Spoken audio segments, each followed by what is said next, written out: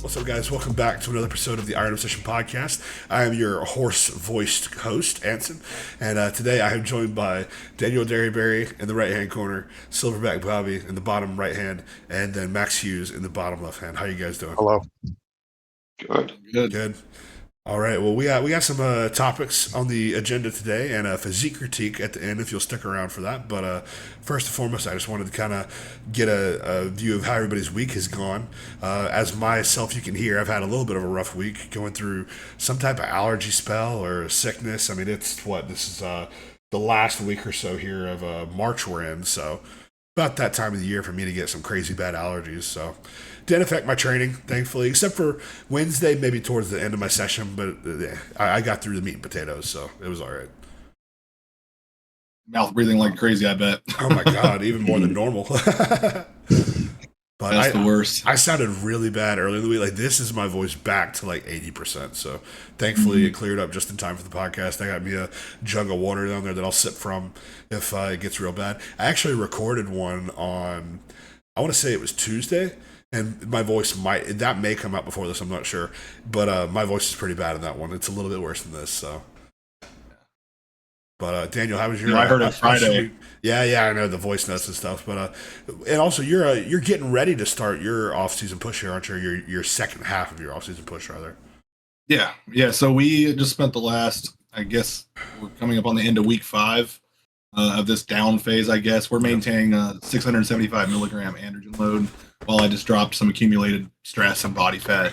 So we went down from 253, and I'm currently holding 233.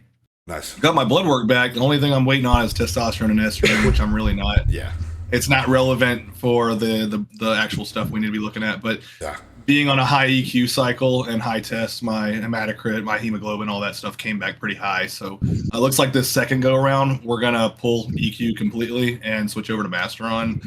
Just that way we can kind of manage that. Because also my ferritin came back low, which is a common side effect of the overproduction of red blood cells. So other than that, though, it came back pretty squeaky clean. Everything was looking pretty damn good for how long we pushed for. So, and my HbA1c, obviously using exogenous insulin, actually came back even better too than whenever I was in prep. Yeah, 5.0. Yeah, it's like 5.4 last time. So I was pretty impressed with that. We were running stuff pretty hard last time, but again, we were just talking about this discussion of skin health, and it's like I have to sit here and imagine I've never had a problem, but also I guess I'd say I'm pretty rigid with my lifestyle, but one thing I always notice for most individuals, it's the dietary choices. You talk about cystic acne. Oh yeah, big time. Anytime I've ever had any kind of flare-ups, it's whenever I've started to incorporate things you shouldn't have, like dairy in your diet.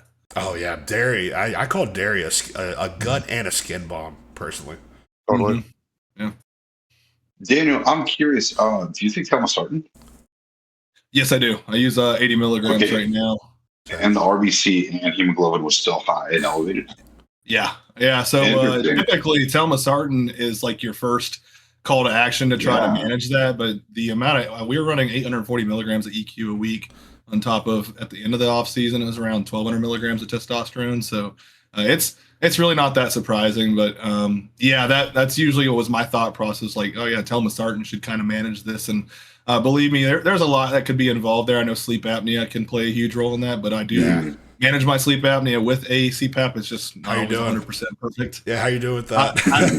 Some nights I have it on for 4 hours and then I yank it off, and then some nights I wake up and I'm like, wow, I wore it the whole night. It's weird, but and I can't even really say I have severe sleep apnea, so I'm not going to sit there and blame that.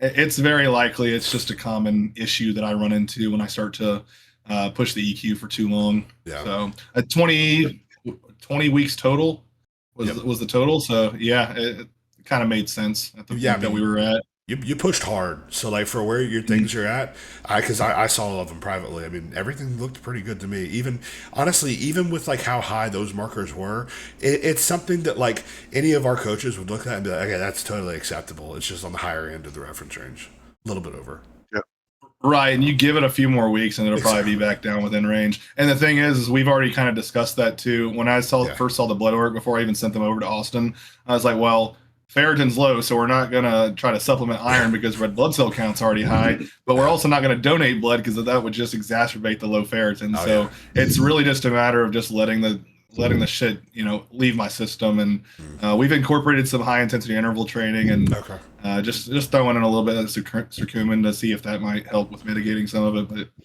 again, at the end of the day, I'm asymptomatic as far as having low ferritin goes. It hasn't affected my performance at all. And I'm always on top of everything. Like I take my baby aspirin every day, and blood pressure and everything else has been great. So I'm not too concerned about it. So it's just the chronic, Yeah. I find donating blood for that reason, so like lower hemoglobin hematocrit, is more like a band-aid. It doesn't truly work. I don't even really subscribe to that. When people talk to me and they tell me they blood it, I'm like, that's such a ridiculous way of doing things, though, because you do know how quickly that's going to come back. Yeah. So the way that I look at it is like in a cruise phase, it might be good to donate blood just to kind of get out toxic shit. Yeah, I used to like that, but not for the purpose of truly trying to lower something. You're right. It's just whatever problem's there, it's just going to come right back. Exactly. Yeah. So it's not. And the old school belief, hey, you need to donate blood twice a year every time you get blood work. And were your platelets super high? Like, I don't think your platelets were even out of range, were they? Everything was normal. Yeah, everything was normal. If your platelets are low, but everything else is high, that is erythrocytosis, not hemochromatosis, I believe, is what it is. Or sorry, polycythemia, not hemochromatosis. There's a guy at my gym who has hemochromatosis, so I constantly get those two mixed up. But so erythrocytosis is essentially just what people at elevation have. The higher red blood cells hematocrit with the lower platelets. So where do you live? Not really for what we do. Yeah. Well, taking testosterone, even just testosterone, let alone like something like EQ, it's going to increase your red blood cells. Like me personally, my last blood work that I got, it was the first time that my RBC, hematocrit, and hemoglobin were actually in range in my life, even like considering natural blood work too.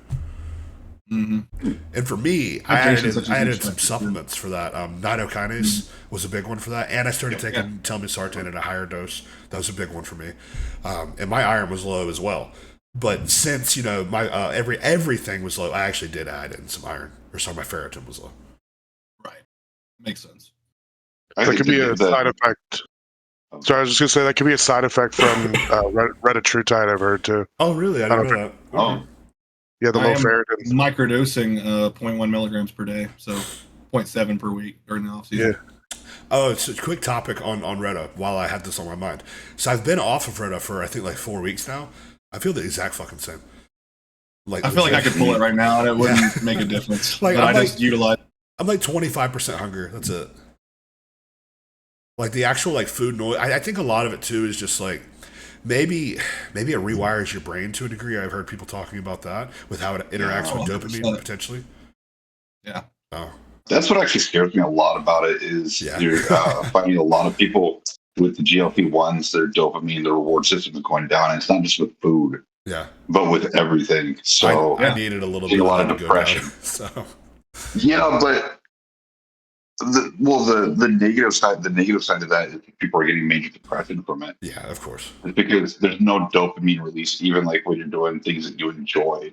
Yeah. Yeah, I can see that. So I find it's actually helping me because the way that my brain seems to be wired is I'm almost too dopaminergic. Like I'm almost too obsessive with everything. So I actually find it makes my overall feeling towards everything more appropriate. Yeah. Like I was saying to Anson the last time talking about NPP, like normally NPP would make me almost overly excited and kind of like weirdly depressed, but I've been feeling great, and I do think a little bit of that is the Retta. And I also haven't had anything like fast food in like 6 fucking months. Don't even feel like you're missing out. That's the greatest part. I don't.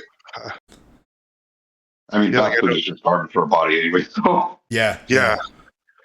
I think the last time I had something kind of bad, it was just like I was honestly kind of upset with myself. I was like, man, this wasn't even fucking worth it. Like, I'm in the middle of eating it, and I'm like, this is kind of nasty. And it was a place that I liked.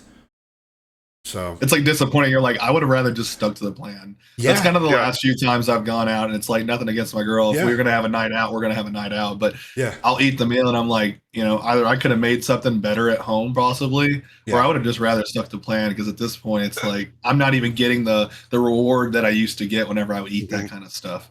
So it is a very nice release. We just eat at home. We don't even eat out. Yeah, that's the way to do it. That's the way to do it. Which, honestly, like, so I've been thinking a lot about how you do your free meals, Bobby. How you basically just make them at home. Like, I'm wondering, like, I'm going to try to do a lot more of that next year, but in maybe a different way. I don't know, like, if you try to necessarily, like, let's say you have a meal 5, and then you try to match that free meal to the meal 5. I'm going to try to do that. You probably don't. Where you just, it's a bit untracked calories per se, but it's clean and you're controlling the portions. Is that what you do for it, pretty much? So this is how I do it. For my free meals, I actually skip. I have 4 meals. That the 4th meal is my free meal, so I skip out on what is it? 1, 2, 3 other meals because the way that it kind of like turns out is I have my meal 1, meal 2, which is my pre-workout meal. Come back, have post-workout, and then do digestive walk, whatever, and then we make our free meal. Because I don't want to have it too late. Yeah. And I also don't want to eat after a free meal. Like, I don't want to eat clean food because, as you know, you're most likely blood sugar is going to be elevated, so there's really no point in fucking trying to force more food. Yep. You're not going to, it's just going to go to fat. Let's be realistic about that. But what I do is I opt for cleaner, natural ingredients. So, our sugars, we're getting very organic brown sugar, organic white sugar. We have a sourdough starter, so we make everything sourdough. That's cool. So there's no gluten. Everything's very easily digestible. Like what we had last night was we bought some Wagyu, all natural grass finished Wagyu beef. Had some mac and cheese that was we made at home. We got the organic cheese. We got some like rice noodles, basically. Nice. Like rice macaroni noodles. Yeah. And then we had sourdough biscuits, and then we had some sourdough biscuits would be good. We tried to make some red velvet cake. It didn't turn out necessarily super great. So you go all the fuck out. Never mind. Yeah, no, hold on. I go out because here's the thing. I get it. But I still control my portions. I understand that, but like that's a lot, man. I mean, that's awesome. Like you're turning it into an art, but that's way more than what I thought you did. I thought it was like, okay, maybe you're like substituting 2 meals. Like, yeah, you're doing a whole day of it, and that's obviously a great thing because you're essentially. No. This is 1 meal. Yeah, I understand that, but it's a whole day process. Like, it's a long process to cook all that food, right? Yeah, versus not necessarily because, right? Yeah. Well, the way that we kind of got it done, we can knock it out in about an hour. Okay, yeah. But it's like a skill. The fermenting process. Yeah. Like we make stuff a couple days experience. It can be a positive thing, especially for relationships. Exactly. We get each other's way in the kitchen, but it's like sometimes we do get along. My wife can cook cereal and mac and cheese. That's it.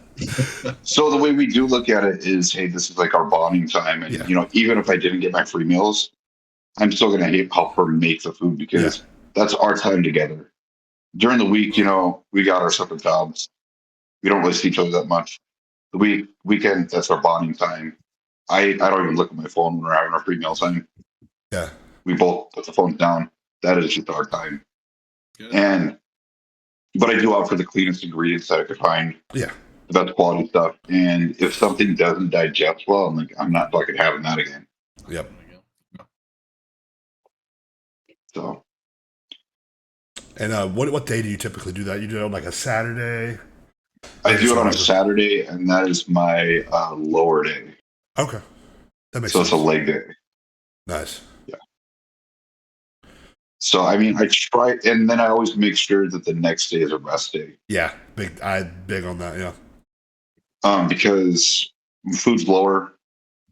Insulin, blood sugar is going to be spiked a little bit the next day, a little bit more. I don't feel like that's a day to push food. No, definitely not. So I definitely got a big understanding of that when I was wearing the CGMs. I mean, you could see it. I wasn't even really taking free meals, but I could just see it from, days of food stacking on top of each other. Because I would have, Monday, Tuesday, Wednesday stack on top of each other, and then I would see it. I'd see a trend of blood sugar constantly kind of rising up, and then after Thursday it would drop. You still wearing that? No, I haven't. The last one I put on, man. The second to last one I put on died after 3 days, and then the most recent one that I put on died immediately. Yeah. It immediately fucking died. So Ronnie Coleman came down and said, "You don't need that bullshit." Yeah, I always like I would always respond to people on Instagram who were having trouble with theirs and be like, "Man, that's crazy. I've had no problem with mine." And then out of nowhere, the most recent two that I get were duds. So yeah, those are pricey too. You can't get like a refund on them for that. I've already had them send me one for free, so I'm not going to bug them, and they're probably not going to. So I was going to say it's probably not even worth the hassle. And it was literally like the last 2 weeks of my off season, so it's like I don't need this for my cruise and for prep, so no need. I think when you're really pushing food hard and pushing GH hard in off season, there's a point to wearing a CGM from time to time, but there's no point in a cruise or a prep in my mind. For context, Bobby, you said you eat 4 meals a day. Is that like all year round, even in the off season? No. That's my free meal day. Oh, that's just. I eat 6 meals. Yeah. Gotcha. That makes more sense. I was like, damn. Yeah, well, but here's the thing: my food isn't even that high enough to where I could get away with eating 4 meals. Yeah. Because what are you at? Like 4.2, 4.3 thousand? Yeah. Oh man, no, dude, I'm not. Oh right, because you've cut down since then. Yeah, that's right. When like you first got into the Discord, that's like around what your food was. I think. No, I think it was more. I think it was more like 3.7. Oh damn. Okay.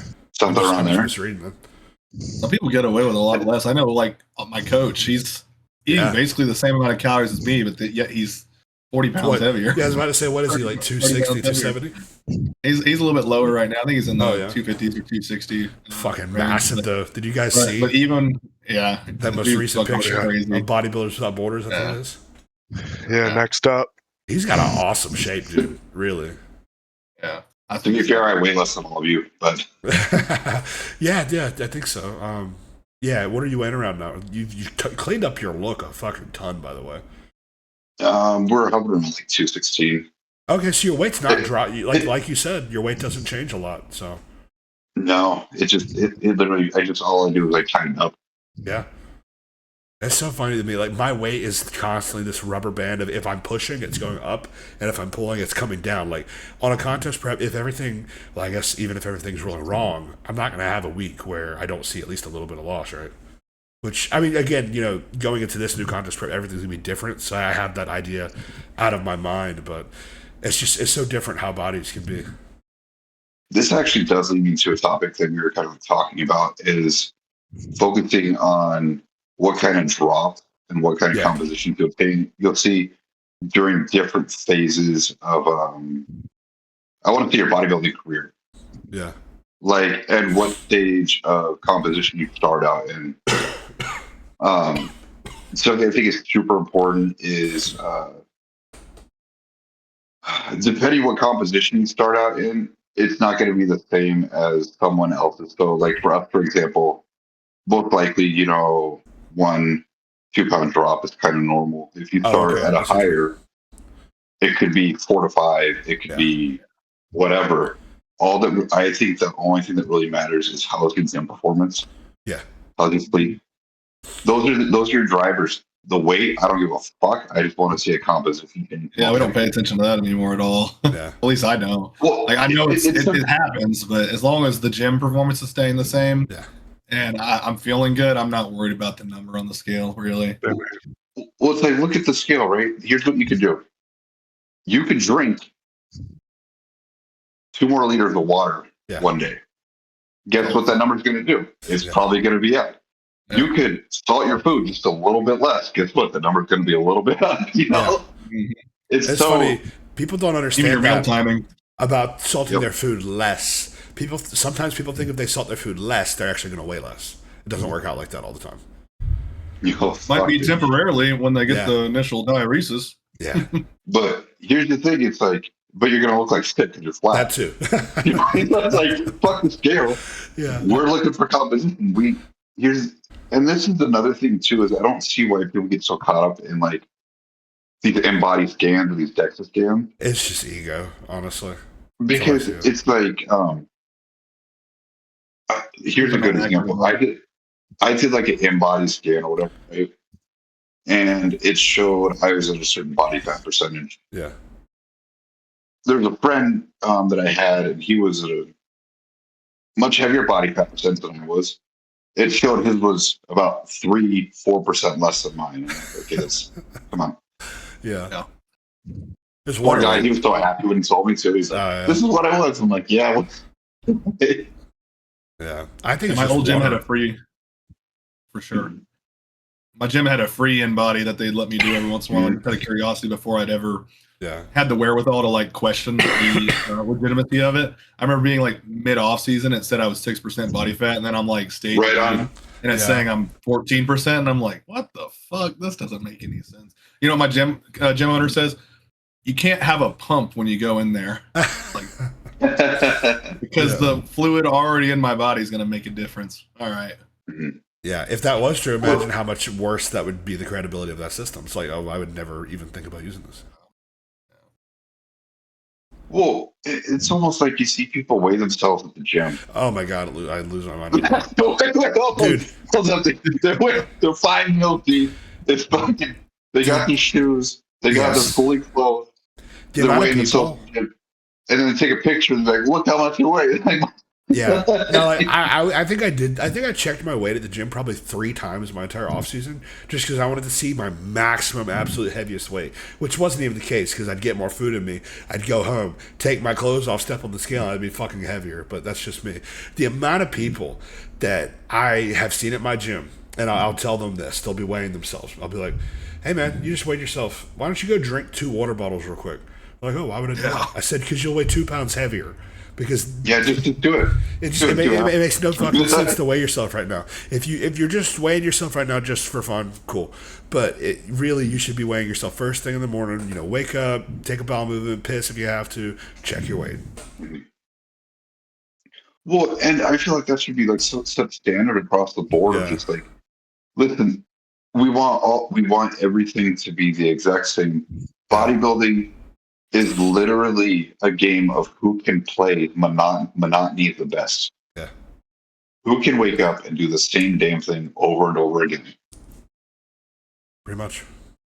Probably why I even think that I'm somewhat good at it is because I love that. I don't want to break away from the it's fucking right. Isn't that awesome? I love my regimen. Yeah.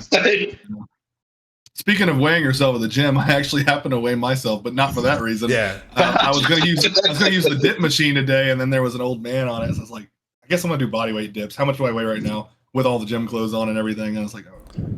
But yeah. Other than that, it's like, what are you doing? Yeah, there's no point. Actually, I was thinking about this. Right, if you're in off season, your weight's trending up, and you're doing dips, right? Yeah. That's still progressive overload if you're matching.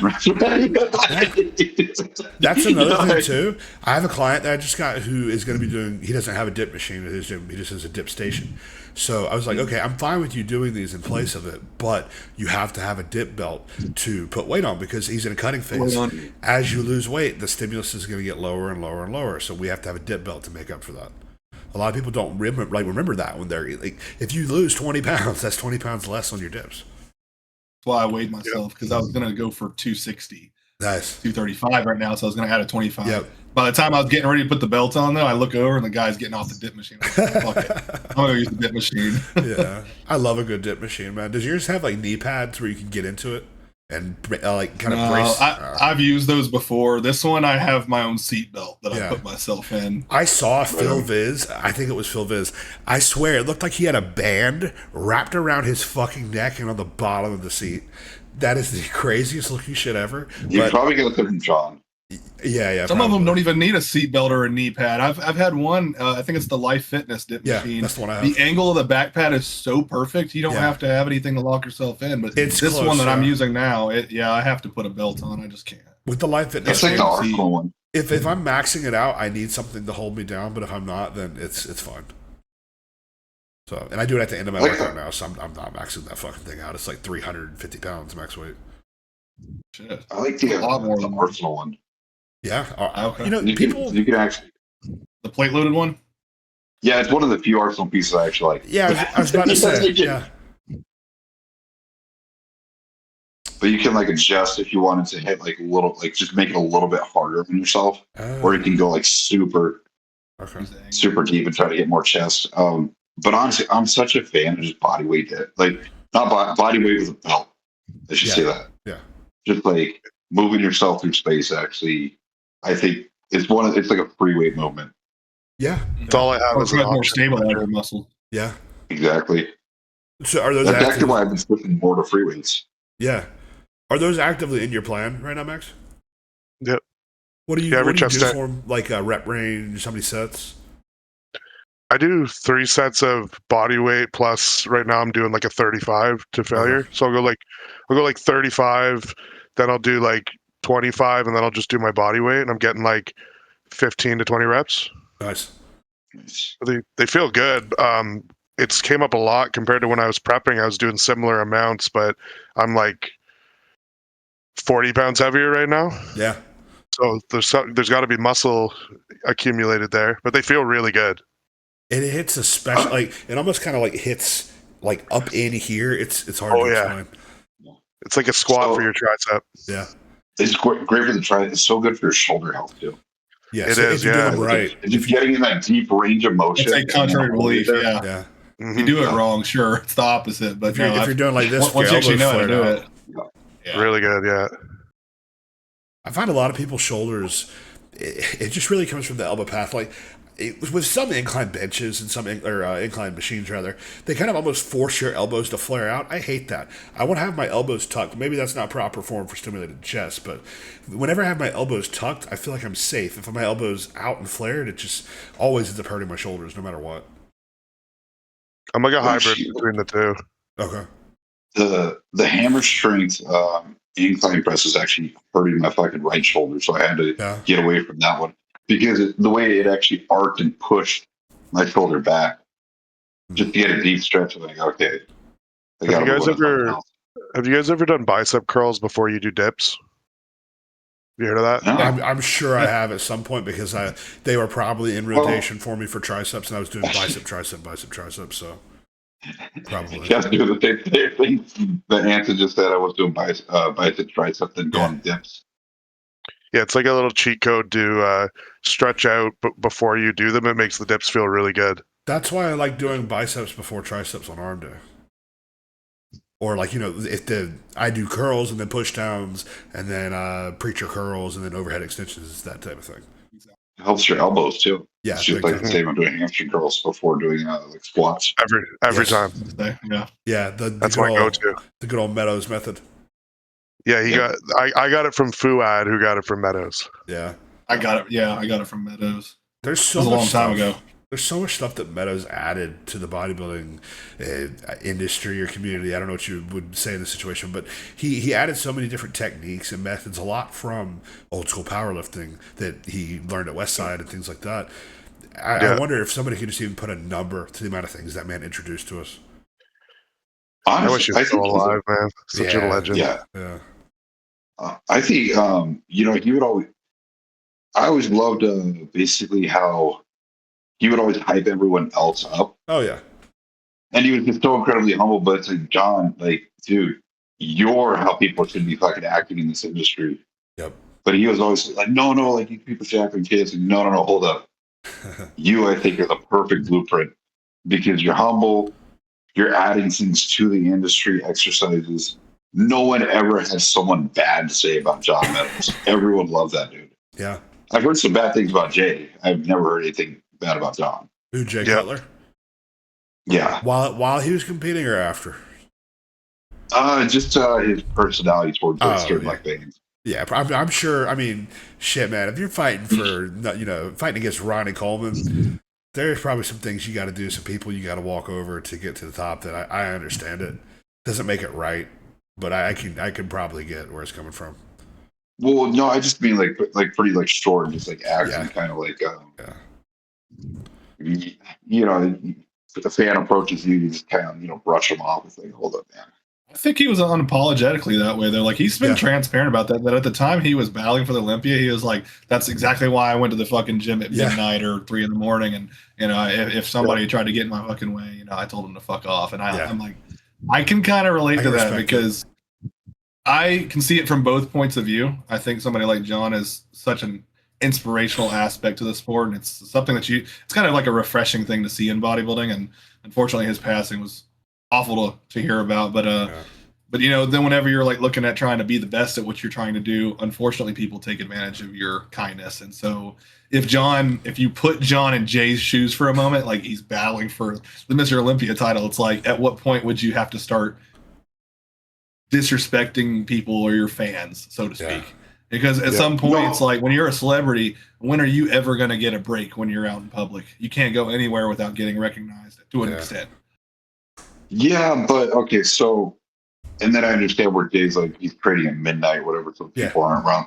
But here's the thing, I still feel like you have to hold yourself, especially when you're at that level, you have to hold yourself to a certain, like, you can't just be like shrugging people out. Like, and there's a lot of celebrities, or I've even seen people like say, like, in like a post, or like, don't ever come up to me in the gym. It's like, hold up, get your own fucking gym. Compton has some crazy fucking stories, bro. I know. And I love Compton. I love Compton so much. But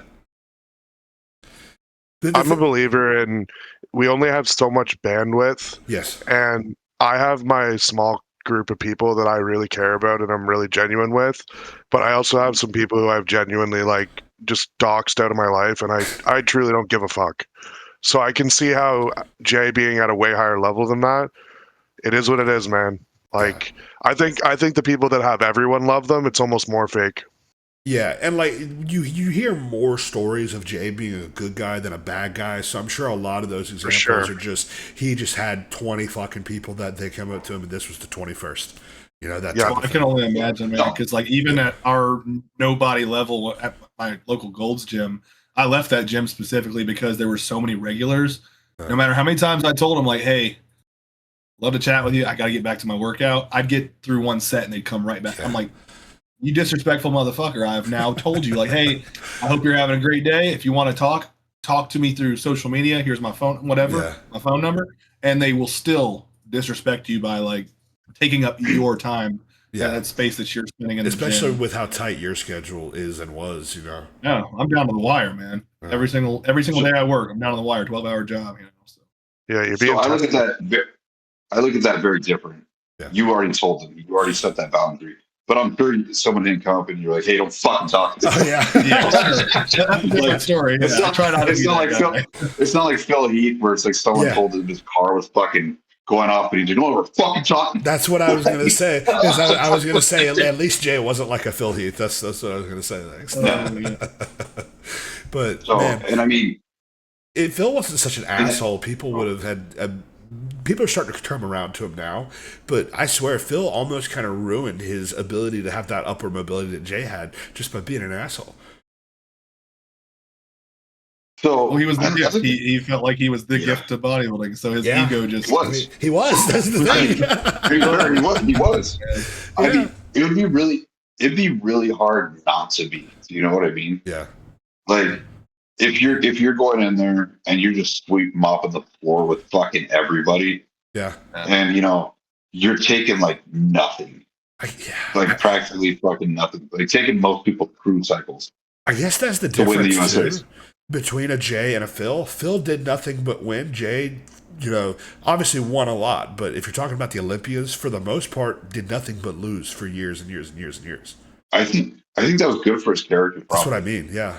Look at Nick Walker. Nick Walker has matured exponentially over the past couple of years, just from him having to sit out, and really, it unfortunately kind of knocked him down a peg in terms of like what everybody thought. But when he even did come back, and everyone here I think probably thinks he should have won that show, but that's another story. He won it in other ways, and he had a very good mentality about it. He seems to have matured a lot. Well, it's like whether or not. Because we don't really know what goes on behind the scenes. He could have been, that was fucking bullshit. But he handled it in the public side the correct way. Yeah. So, I mean, I think that is probably the best. Maybe that's the modern day way to handle things. It's just smile, wave, don't let the fucking public eye see. Put on a good show. Especially with social media, to be at that level, regardless of how hard you work.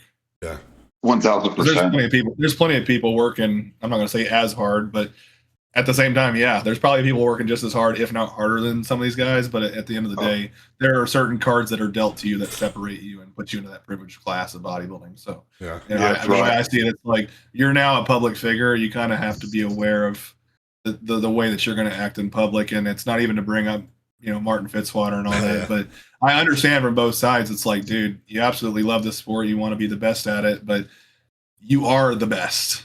Honestly, you are the best. You're up there on that stage. Like everybody who is doing what we're doing day to day, that's exactly where we would like to be. It's just, but when you're on that mountain, you're always looking at the peak. It's like no matter how far along we get, we're always looking at what we're not at. When in reality, if you look behind yourself, you're like, oh shit, I'm standing up here already.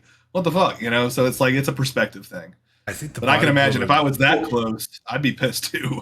I think our community doesn't make it easy because you'll be 10th in the world at the Olympia and they call you fucking washed up and should retire. So I understand they talk shit about it. I get it. They want people's downfall. It's drama. I think that's where it's really important, though. You gotta do some really tough mental work. It seems like Nick has kind of mastered that. For myself, I made a close to my story of like, I'll do like a gratitude list, and I just kind of do that when I'm feeling not too great mentally. I'll do a gratitude list and look how far I've come and then the things I want to accomplish. I think, especially at that level, or no matter how far you've come, it'd be important to, do a look back every now and then. Look back, you say what you're grateful for, write that shit down, and then also say what you want to accomplish next. Yeah. Because here's the thing. I know amateurs that, quite frankly, bless their hearts, but they work harder than fucking most people, and they'll never be a pro. Yeah, they just don't have the genetics. They just don't have. But they will fucking die for this. When you say that, do you mean like a pro in like men's open, like under masters or something like that? Or you mean like even like they couldn't even turn pro in masters, that type of situation? I'm talking about a real pro. Okay, I got you. I got you. I'm talking about someone who they're never going to win at the big shows, or nationals. Because I truly do believe like there's so many methods to, win a pro card nowadays. Honestly, if you are willing to really put your nose down and work, you can get one. But of course, there are kind of better and worse ways. And then what you actually do with the card is what matters. So I don't look at a pro necessarily just like you got your pro card. Yeah. Because quite frankly, I see pros out here in Dallas and it's like you're a pro? No way. There's less than stellar pros nowadays for sure. Yeah. And there's just, not to say that they're just giving out cards like candy, like they kind of are. But we all respect the ones who actually are walk and have a pro physique, like walking around. There's a huge card versus pro physique. There's a big difference. Yeah. Here's the thing: if you are a pro, I don't think anyone should question whether or not you are. Exactly. Yeah. It should be known. You shouldn't even have to hold a card. They shouldn't be able to look at you and say, that's a fucking pro. Yeah. I hear it all the time, man. There are people who earn, just I was hearing this on, I think, like one of the Think Bigs or maybe like an Unracked podcast, something. There's a guy who got his pro card in the bantamweights. He's like, I have to take a 2 or 3 year off season to do a pro show. You weren't a fucking pro then.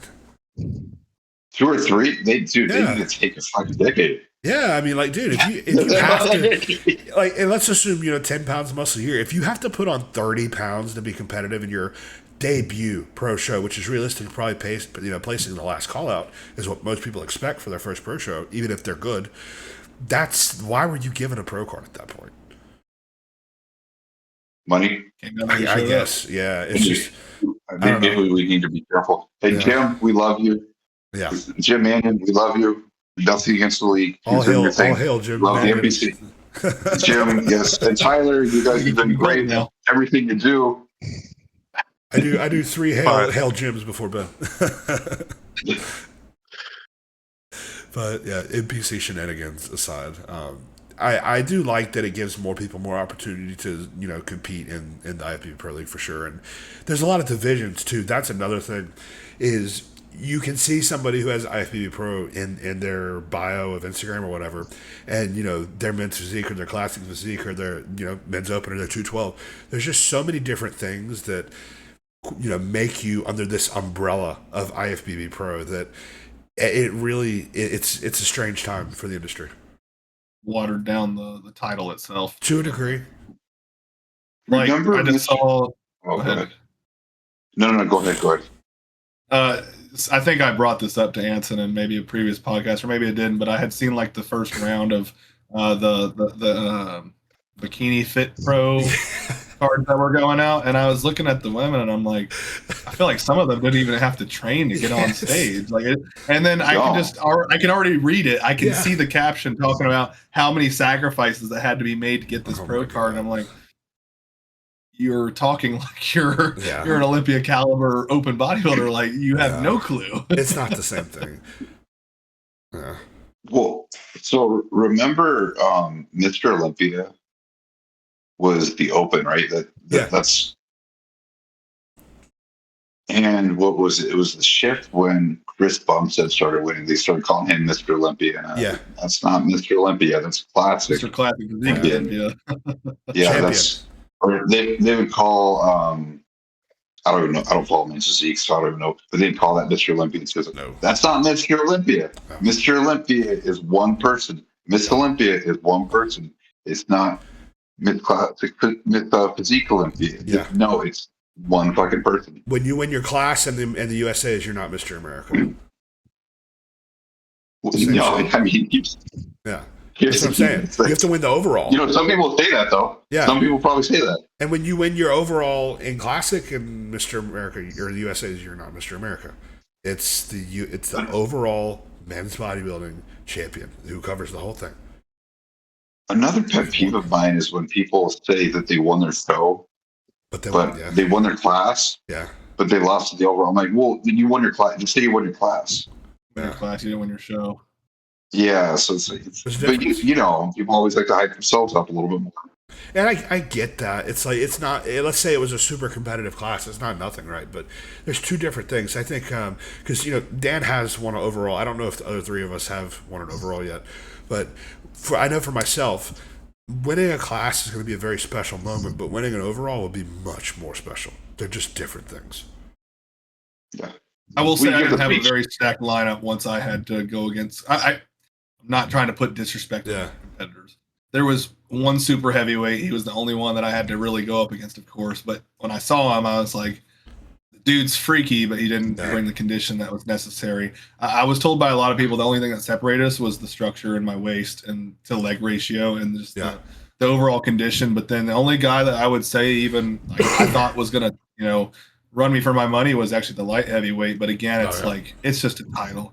If I say, oh, guys, I'm Mr. Tennessee, it's like when I first won, it was a big fucking deal. I was like, man, I didn't even intend on competing in this show until 3 days out. I'm fucking happy. But at the end of the day, it's like if you let that stuff, go to your head, there's like this guy I know here locally. He's a coach, and he's not a pro. He's a Mr. Tennessee Classic overall champion. Oh, yeah. And he's not impressive at all, if you ask me. But he's let it get to his head. He's even got a fucking belt that shows his name and Mr. Tennessee and all that. And I'm like, oh my God, dude. And he doesn't know what the fuck he's talking about because I'm having his clients have come to me telling me the shitty protocols that he's got them doing. And I'm like, and you got to stop. If after you retire, that was your highest title, I get it. But if you're still actively competing, you shouldn't hang your hat on that too much because it shows, you don't really want to get better, right? Because that's really, you're super, super caught up in that, especially, if it was like a year, 2, 3, 4 years ago, something like that. But I'm fairly sure that Bobby can still hear us, not 100% sure. But if not, he'll just catch up when he gets back. So I want to move into a short topic here of side effect mitigation. On social media, it seems like people don't know how to handle their drugs nowadays. I don't know if maybe it's just my algorithm. Maybe I just see some wacky shit, but I'm seeing people with microwave skin. I'm seeing people with really bad gyno, people with major gut problems. I don't know if you guys can think of any other major or emotional outbursts, things like that. So just kind of generally speaking, I guess we can, on the topic of skin, that's probably the one I would start with because I'm seeing some people who just their backs, shoulders, low back, everything is fucking microwaved, man. And you now if you're like that before you start gear, that's one thing. But if you have perfectly clear skin, and then 4 weeks into your cycle, you are starting to get microwaved, bruises on your back. Yes, something's wrong at that time. So, Max, I believe you have a good deal of experience with this topic. Yeah, so I've had acne my whole life. I had it before taking anything. I had it in high school. I did a couple of rounds of Accutane as well. Yeah. And then when I started adding in the steroids, I definitely that's one of the things I'm prone to. But Dan actually touched on a little bit there that I do think a lot of the reason why I had it flare up again was just the shitty diet and dairy, poor hygiene practices. That a lot of these things seem obvious, but like the standing around after the gym and not getting a shower quickly, I think that's an underrated one. Yeah. I think making sure you wash your sheets frequently is just another easy one that I think we're all kind of lazy about sometimes.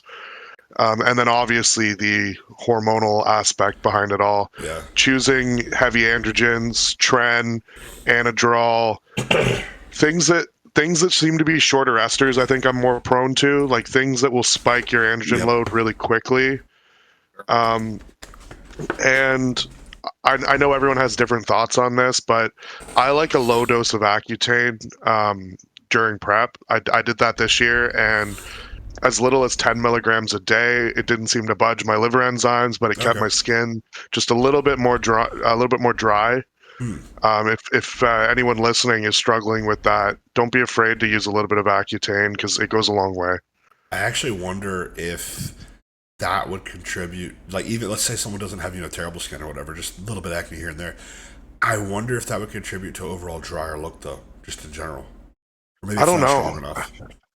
Because I took a few rounds of Accutane when I was maybe like 12. I hit puberty really early.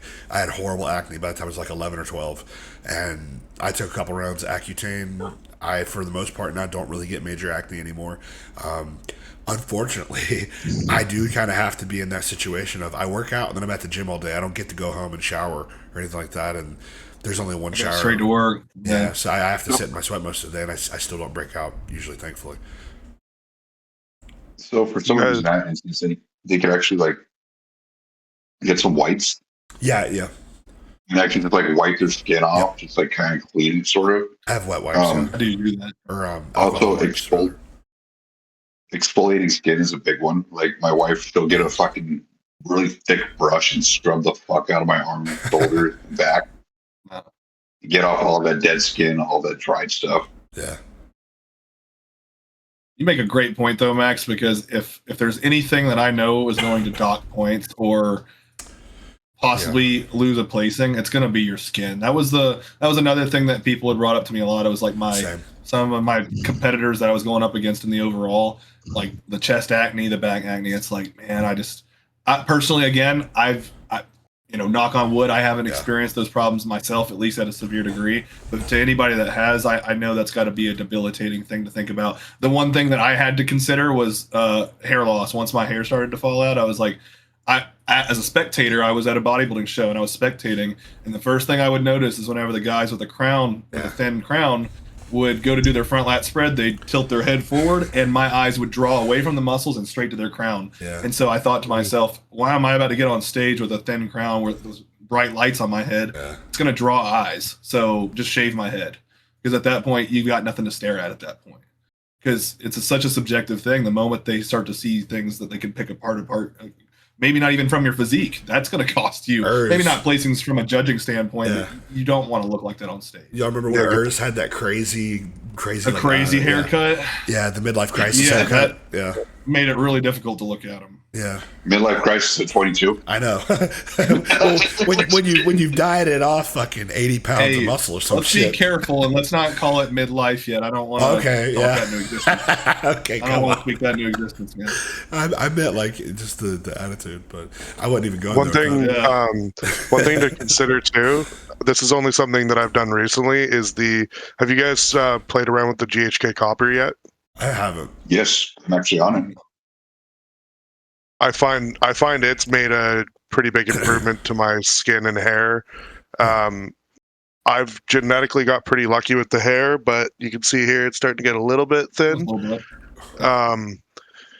And I find, I think I'm going to learn how to do like some of the like dry shampoo or something and kind of play around with it while I've still got it. But I find me personally, when I have a lot of oxidative stress, it seems to be that my hair gets a little bit lighter and thinner. And I've noticed since introducing it that I've got people commenting saying like, hey, did you dye your beard or did you dye your hair? And I just think it's that in this off season, I have significantly less of a stress on my body. Yeah. My beard has never gotten thicker since, introducing GH this past off season. It's just like interesting. Yeah, that's definitely. It didn't used to be full like this. It used to have like it honestly it went down to about here, and all of this wasn't filled in. This was like all blonde hairs. That's how much of beard growth I got from GH. Well, we got to think too. Like anything that stresses the body is gonna. Yeah. Stress is a killer. Cortisol's a bitch. Stress is a bitch. It's if when you look at people in prep, their hair turns thin. It's just because there's so much stress on someone's body that's going on. Another thing for the skin topic, I actually noticed my best looking skin running a low dose test, higher DHT, higher EQ. And yes, you guys can flame me for it, but hey, if your joints can take it, yeah. I think it's a great tool in a prep phase. Now, I've never done it with the low test, but I have done higher DHTs, and I will say, when I'm on a bunch of DHTs, my skin will get a little bit oilier, and that is when I will sometimes have some problems with acne, personally.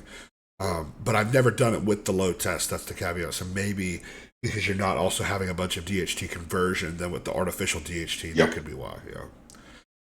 Now, low dose test, I'm talking about like 400. Yeah, 400. Yeah. Give me 200.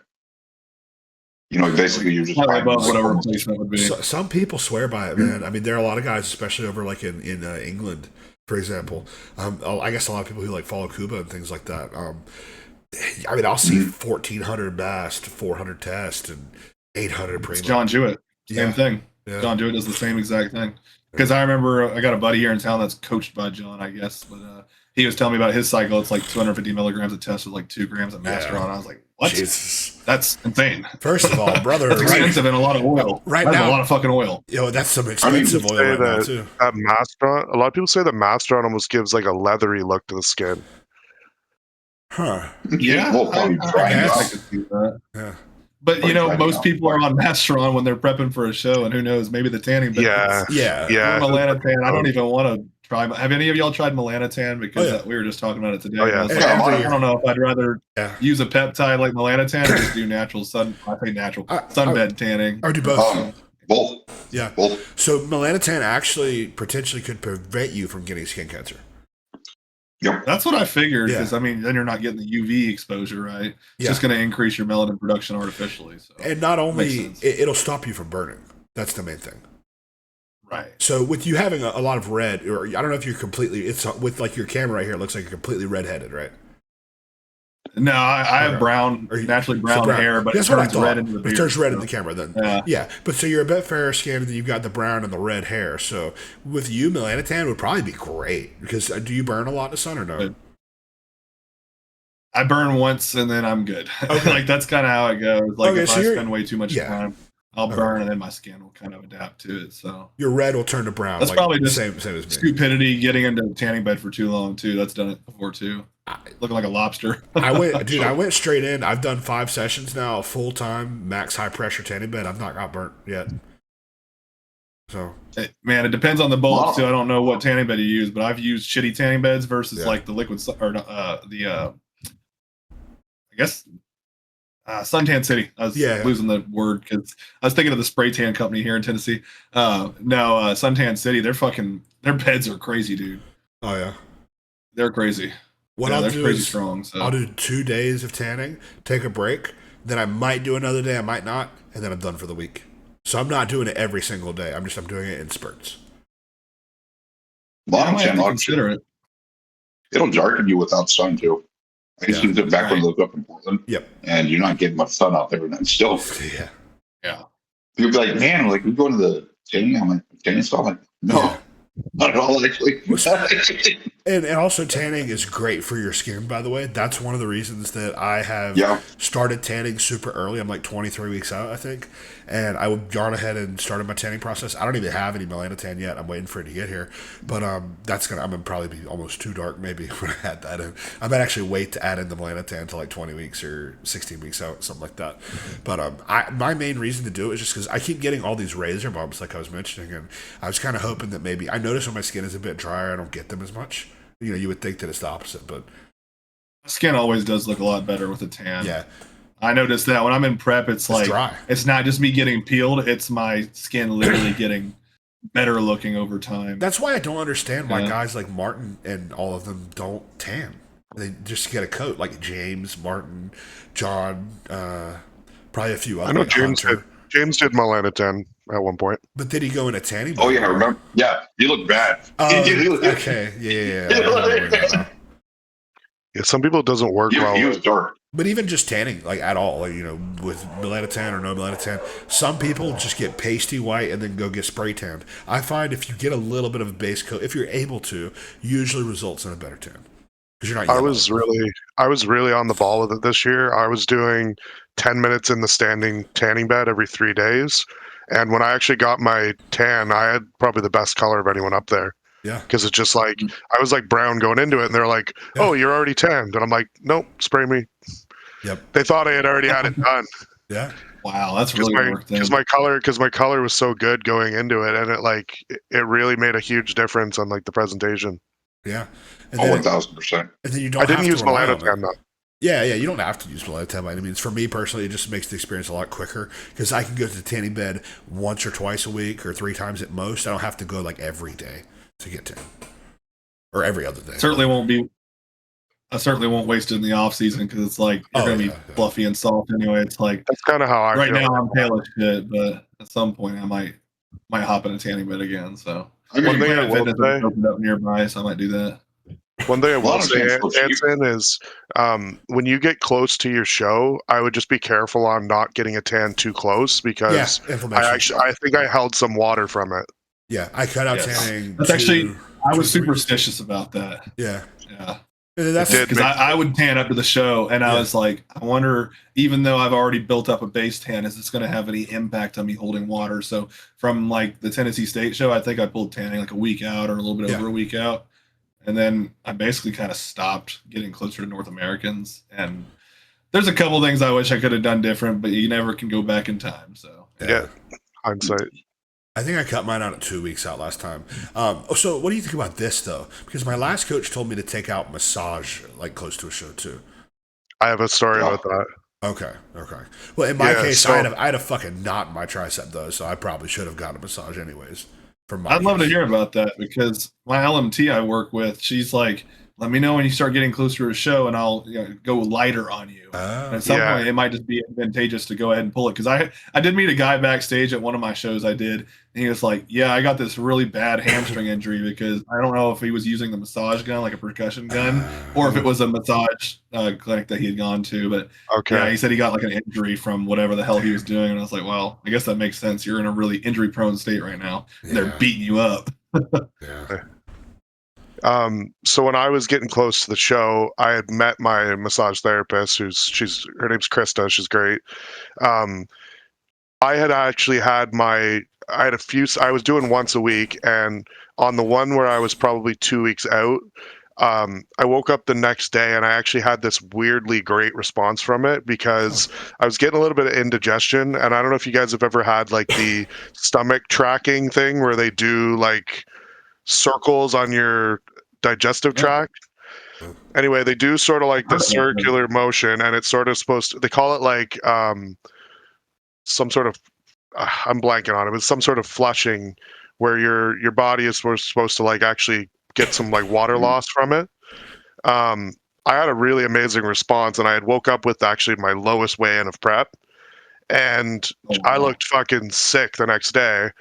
And I had scheduled, I think maybe the Tuesday before the show to have another round of it. And I told Paul about it. I'm like, hey man, so, and he's like, don't go, like, don't risk it. Yeah.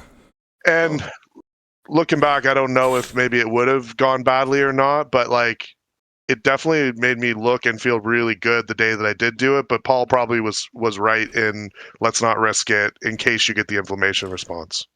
Maybe that's so one of those things. Lymphatic fringe. Oh yeah, refractory. You said refractoring fringe. What was it? No, lymphatic drainage. Lymphatic drainage. Okay. That's it. Shout out to my bodywork specialist. I won't call her massage therapist. It's not massage. It's straight up bodywork. Gina, she beat the fucking ever loving shit out of me. But dude, my posing the next day, I didn't drop any water. But my posing the next day, everything opened up. Your lats probably felt this wide after a good body session. Everything felt. By the end of the session, I looked twice as fucking big because there's so much inflammation. Yeah. But then the next day, everything popped, and it was amazing. I swear by it. Yeah. Yeah. No, now it's a monthly thing. I didn't have one last prep. My massage therapist was actually retired at that time, and there's not many people in my area that do it. So I have one now that will actually come to my house, which is great because I can plan my day around that. Right, I don't have to go somewhere and hope that I can get availability or hope that I can, and then I have to drive there, and then I have to wait, and blah blah blah blah blah. But now I'll have that going to the prep. I'll definitely be getting that done every week or every other week, something like that, whatever their availability is, basically. And I think that's a big advantage to having prep. In off season, it can be hit or miss. It depends on how good the therapist is, basically. If they can actually beat the shit out of you, I think that's like, especially when we're tight and bundled up in an off season, that's what's needed. In a prep, it's not going to take a lot. Like, you still are going to want to be pretty aggressive in the beginning, but when you get towards the end there, that is where you're probably going to be like Dan said. His massage therapist was lightening up towards the end there. If they know to do that, it would make a difference. So if you guys come out to do naturals ever, hit up my bodywork specialist, Gina, because she's worked on Sean Clarita, Sergio Olivia Jr. when they're at their biggest, right? A bunch of other people. She's worked on Regan, a bunch of those big dudes, so she knows what she's doing. Nice. So, and she'll come to you. So. Is there anything that we wanted to touch on that topic of, keeping your skin clear? Obviously, the estrogenic side of that, I mean, that's a simple blood work test, right? Like, if your E2 is fucking 400, I mean, get it fixed. Mm-hmm. But yeah. I think a lot of people with that, they're not even checking it. And it's interesting to see, too, though, when you have people with that skin situation and their E2 is low. So in that situation, I'm assuming that it's just an overabundance of androgens, and they're what's the fucking word where it's converting to DHT or whatever, because there's too much of an abundance of it, too much abundance of testosterone or something like that. The receptors that are whatever is fighting. God, my brain is not working right now, but basically there's too much androgen circulating in the system, and they're having to fight for the receptor on the muscle. It's spilling off of the muscle receptor and going into the skin tissue, which is causing the acne. That is my caveman understanding of how it happens. So maybe a good point to be made there then for most individuals is not only the dietary choices, but if you are taking too much androgens for the amount of androgen receptors you have present. It's like the 150-pound guy. Yeah. he's not going to need near as much drugs as the guys who are like us that are 200 plus, Yeah. That there's going to come a point where eventually your body's just going to ask for more. And that was kind of where I guess I realized I reached a plateau, and that's why I needed a coach to tell me what the hell to do, because I thought running a gram of gear was a lot. I really did. I was like, there's no way I'm not going to run more than a gram, or like the most I ever ran was, 750 test 500 EQ. And then working with coach, obviously we pushed past the 2 gram mark eventually, but then finally I started to see the performance in the gym starting to go up where normally it would stall, and I would just start getting fat. So there's a hell of a difference with that. And then of course, the most I've ever ran, and I felt, I want to say, the healthiest mentally and physically. because you had those ancillaries in there to manage side effects. Like if you're on a 19-OR, you had Cabrian if you needed it. If your estrogen, if you had a lot of testing, where your estrogen you're converting a lot, you had anti-estrogen in. You had EQ to manage estrogen as well. Like you weren't just taking shit and hoping that it didn't cause side effects or unwanted effects. You had a solution for anything that would come up. It went really well. Hoping for the second phase to be just as good, if not better. So now that I've kind of like nailed the execution within the training program, it feels like I'm actually growing during this cut. So that's a pretty interesting thing too. So it's possible. and I should just say I think mobility has just gotten better too. So that's kind of like something to consider.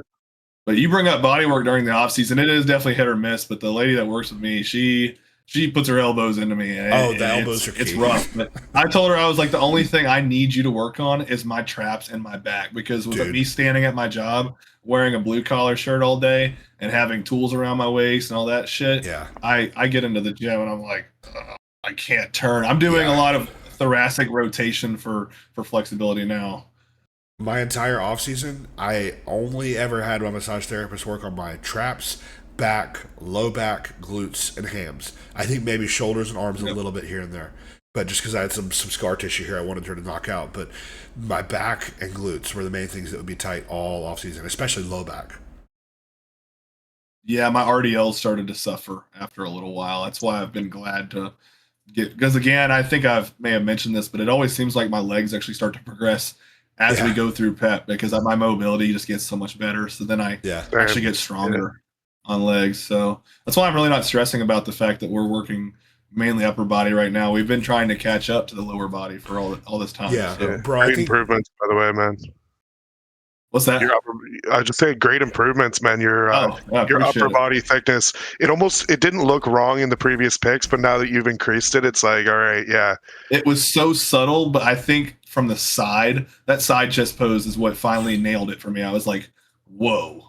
Yeah. The amount of density that I've put on, it's like I didn't realize until we finally cut some of the weight, and I'm actually not fluffy anymore. So it's been impressive to me. It's the most impressive offseason I've had so far. So hopefully we'll have more like that. I think everybody here has had their best off seasons ever this offseason, right? Oh yeah. Yeah. That's a great thing. You bring up side effect mitigation, and I sit there and I roll my eyes, because at the end of the day, I can appreciate I have like-minded individuals who can all kind of take this from we're like at a common sense standpoint when we discuss this stuff. But when I'm working with a new client, or they're it's like they don't have enough faith in me yet because I'm not reputable enough in the industry. That it's like you have to argue back with them to explain your point behind why you're suggesting something. It's like I can't just prescribe them something and say just trust me. It's like I have to sit there and explain it to them, and I'm like, I can't wait to just be at that point where I no longer have to sit here and educate fools when they could go to the fucking Google and learn all this shit for free like I did. At the age of 12, I knew I was going to be a bodybuilder. From the age of 12, I spent time sifting through the internet, trying to understand pharmacology, understand how I can mitigate damage done on my body. And even that wasn't enough by the time I finally started taking performance enhancements. So if that doesn't tell you anything, there's never enough information that you can learn. And if at any point you tell yourself, there's nothing else for me to learn, you've already fucked yourself up. Yep. And a lot of it is experience is what teaches you. You can know how DECA reacts in a person, but like Max was talking about, a lot of people, DECA or nandrolone will give them a depressive effect. For you, it does the opposite, right? I feel fantastic, man. And it's like you just said there, Dan, with people not trusting your credibility. You've tried not being completely on point with your diet. You've tried not managing everything perfectly, and then you just when you actually dial in everything and you try it, and you're like, oh shit, I'm a better bodybuilder.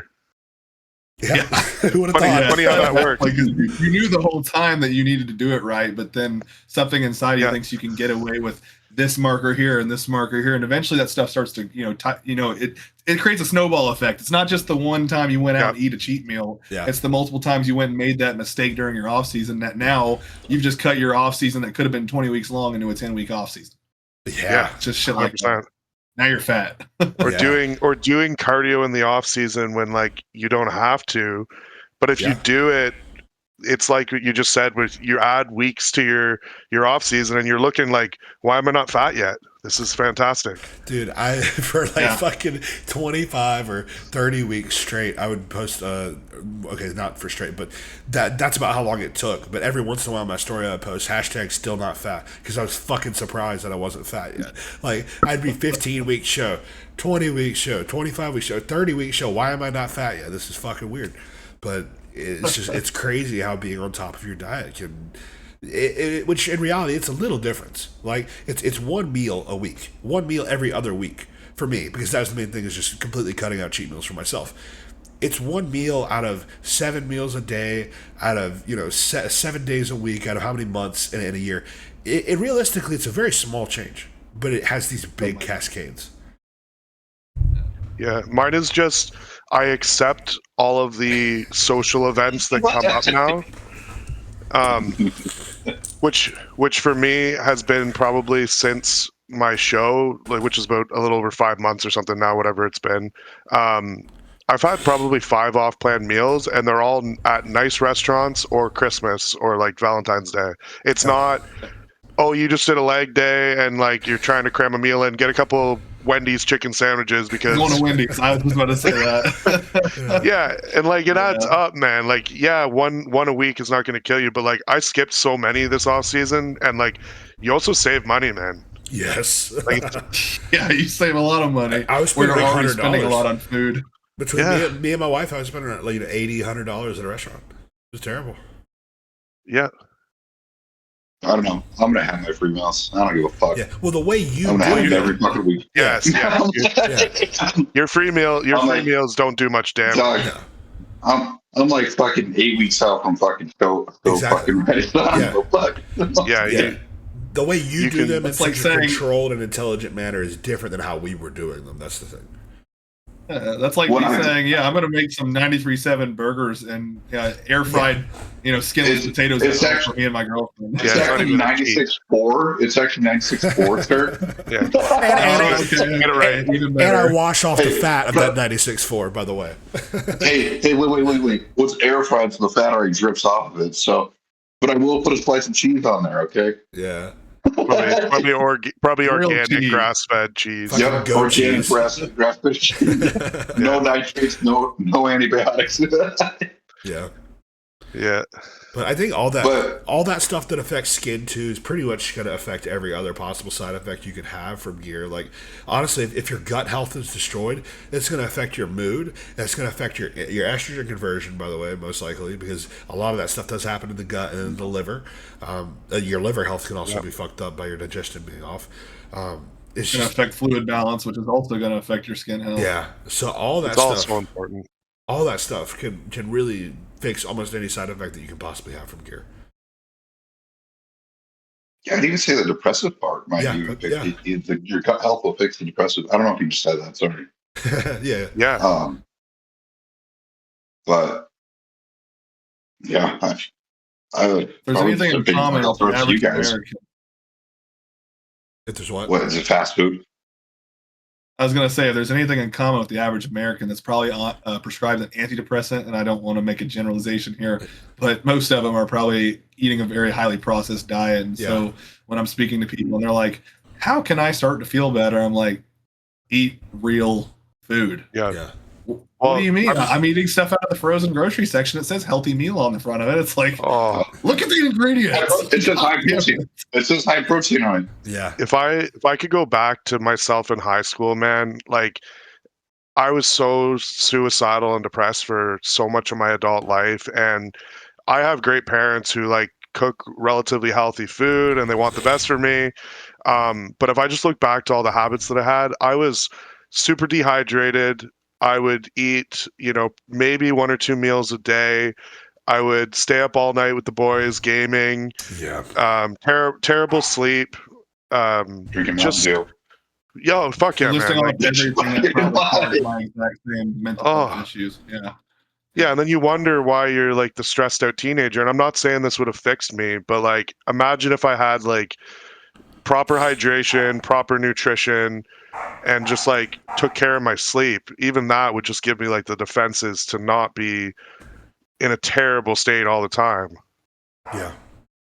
What a contradictory, just ironic fact about what we do, because from the outside, when you tell somebody, yeah, I take steroids, isn't that unhealthy? You're going to die early. And I'm like, yeah, but now I'm the most health conscious I've ever been in my entire life. If it wasn't for the fact that I was doing something I know could possibly shorten my lifespan, I would have never made attempts to take care of myself so much, ever. Now, don't get me wrong. Absolutely. You'll see the health nuts on the internet that don't take steroids, and they also do that, but that's very far and few in between. I feel like we're a lot more of a broad population, at least. That sounds so fucking boring. Damned if you do, damned if you don't. But it's wild, man. Doing all this without the steroids, man, it's not even worth it. All the respect in the world. That's not even That'll be after this. All the respect in the world. Come on, Anson, don't say it. But I have a natty guy. But the thing is, though, it's like I assume all natty bodybuilders, it's like they're young.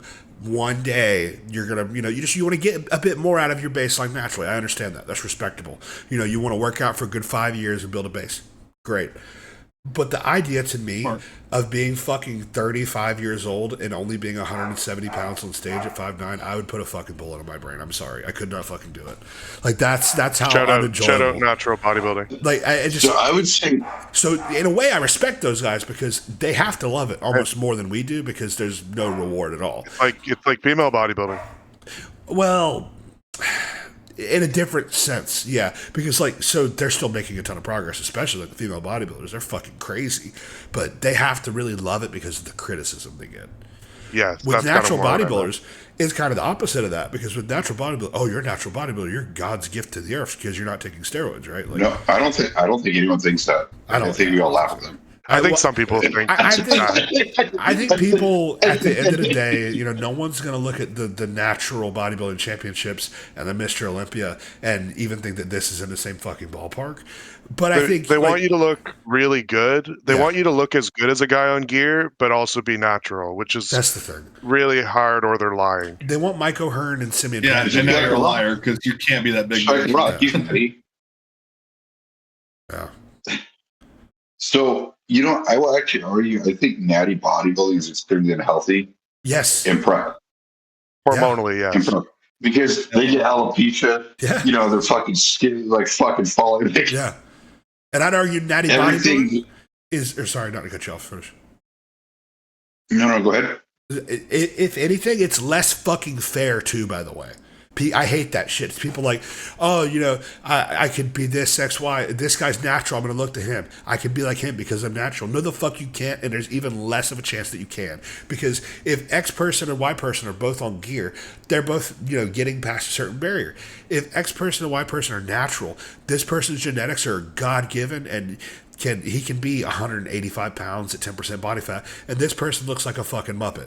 Their skin, just completely fucking straight up and down. They're never going to look like that other person.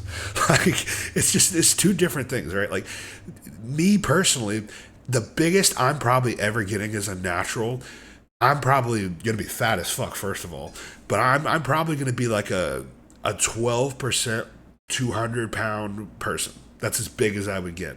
I personally would not be content with that. I think that's realistic. I don't, because the furthest I got naturally at 5'9" was, I'm gonna ballpark here, 205, 210, and I might have been like 12% body fat. But that was mostly because of my leg mass too. That was making me that heavy. Otherwise, I would have been way lighter. Yeah, so, and it would be like the opposite for me. Right. Nothing in the legs, but my back was still decent, and like maybe a little bit of traps or something. Right. And I was probably my arms were non-existent. My forearms were probably the same size as my biceps. It was ridiculous. I was walking around at like 230, but I was like 15, 20, maybe 20, maybe 25% sometimes. But yeah, like all the respect in the world to those guys, but I don't know how the fuck they do it. And also, not to sound like a drug pusher, but the shit's fun. Like, take an Anadrol 50 and then fucking talk to me, okay? Before a leg day. Like, come on, bro. But you see, it's looked at as taboo, but in other countries, it's completely legal. Yeah. Right? You're not looked at like you're taking heroin if you're in a different country where it's legal to take and by the way, you just sound like a person who smoked cigarettes. I fully believe all these people who are like very self-righteously natural, like, I would never do that shit. Y'all are fucking losers for doing this. I fully believe if it was legal, you could go into a GNC and get it, they'd all be fucking doing it. Because they're all spending $200 a month on natural supplements. Well, how many times have you guys had a client that comes to you and goes, so what's something I can take that's still natural, but like the is there something on the line? Yeah. It doesn't exist. Can I be natural and take Rad 140? How can I boost my testosterone naturally? Yeah. How about this? You got all the natty people saying peptides are natty though. Oh my fucking god! It's naturally occurring in your body. So is test. So is test and growth and insulin. Yeah. So is test. Yep. Yeah. Naturally occurs.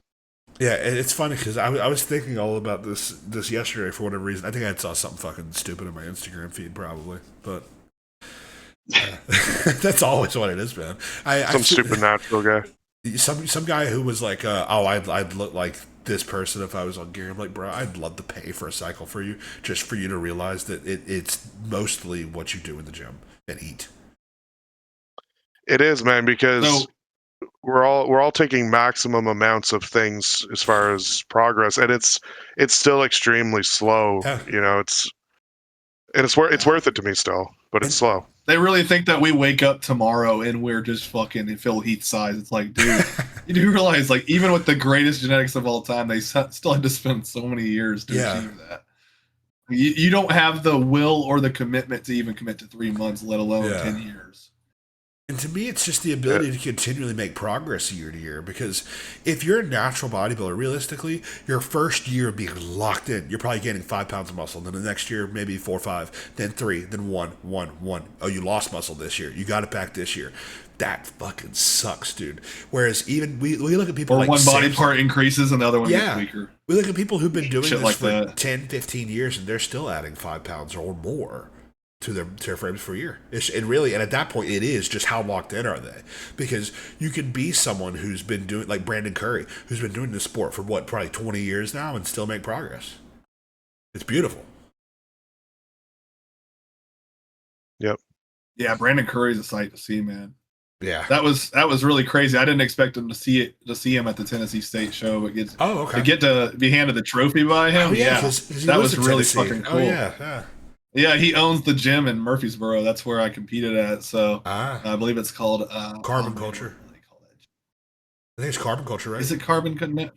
No, it's Mecca of the South. I forget what it's called. Oh, so I don't know if he owns that one, but he competed there his whole career, right?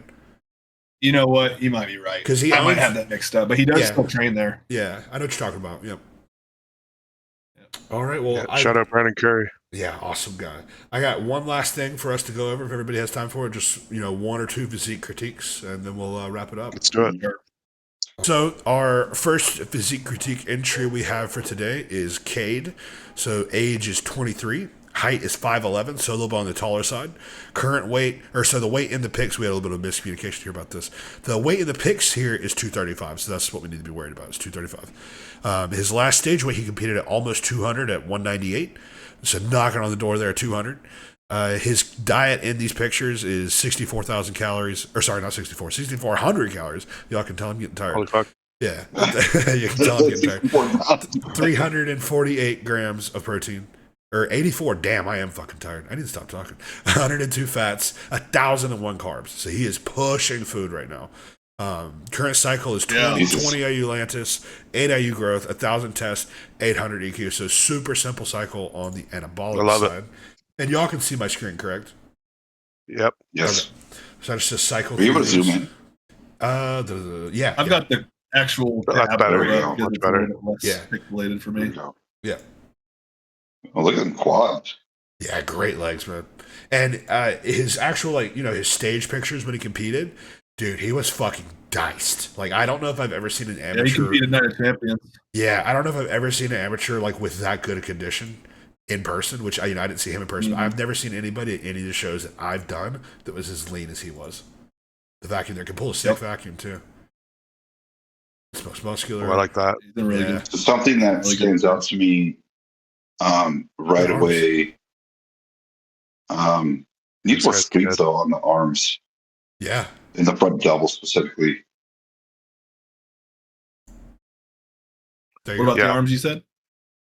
A little bit more hang on the sweep of the triceps. Okay. Yeah, you probably wouldn't have to bring the elbows a little bit down. Yeah. Because he's probably bringing them up that high because of that. Yeah, his short heads here, his lateral heads, and his biceps actually very good. Those are really good. Yeah. Yeah. Yeah, he's really bubbly. Yeah, very, very. Back double here. Glutes are crazy. Like, and this is what 40 pounds above stage weight. It's fucking completely boxed off. Line still in him. Yeah, he's still really lean. Yeah. Yep. You said he competed at what weight again? 198. 198. Okay. Yeah, that's an incredible amount of leanness for how much weight he's put on there. Yeah. So as far as I know, we talked whenever he was getting ready for Night of Champions, so I've kind of kept up with him here and there, but he's gotten crazy looking. Yeah. So as far as like he's my age too. Okay. As far as like I forget you're that fucking young, dude. Jesus. but as far as like things to improve on, constructive criticism, what do you guys think? Upper body. Okay. Yep. Just more upper body. I think maybe the legs are his legs are his legs are incredible, but what do you think about a little bit, because I feel like, especially I have the same where my quad sweep's a little low like that. I feel like we can always have more quad sweep too. But then at the same time, can you zoom in on that more? Yeah. I can't. But then at the same time, it's like you're gonna hit the whole leg when you do that. Like look at the silhouette. Yeah. But if you look at the sweep from the side, though, and side shift, it's pretty damn solid on the side. Like you said, Anson, I think from the front, it's just going to be more quad thickness, but then also just a little bit more calf side. Yeah, I mean, Jesus Christ. It could just be the way his insertions are. They don't round out like like somebody like Jay Cutler, but he's got, from the back, you can really tell he's got a good set of legs. He's like the opposite of me. His actual frame is like very big in the legs, so like having more back and chest, like he just needs more torso overall. Yeah, for sure. I think his arms are in a good spot, and I was thinking legs there for a second, just like quad sweep in the front, but honestly, his legs are so good from behind and from the side, and ran from the front as well. I wouldn't want to waste like any recoverability for that, honestly. So I would almost put legs on the back burner, to be real. Same. Like his actual leg size is there. It's the development that he needs more of. I think which will come with time. The main thing that pops out at me is probably lat width. Yeah, I think lat width, more back thickness. Yeah. Upper back. I would say more arm. They're so round. No. Well, once that back grows, though, right? True. Yeah. Yep.